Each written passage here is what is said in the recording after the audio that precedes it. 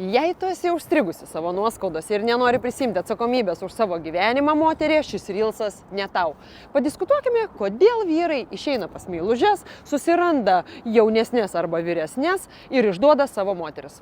Ogi todėl, kad ten jie jaučiasi suprasti, mylimi, galbūt vyriški. Vadinasi, namuose to nėra, nes ten yra priekaištų, konfliktų, reikalavimų atmosfera.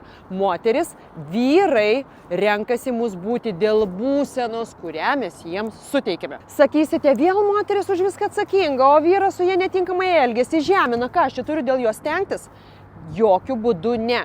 Vyras taip pat pusę indėlio turi įnešti į santykius, taip pat stengtis, bet jeigu jis to nedaro, kaip moteris brėžia ribas, kaip jinai su juo komunikuoja, nenusileidžia, nutyli ir kenčia kaip auka, bet aiškiai kalba apie savo poreikius ir brėžia ribas.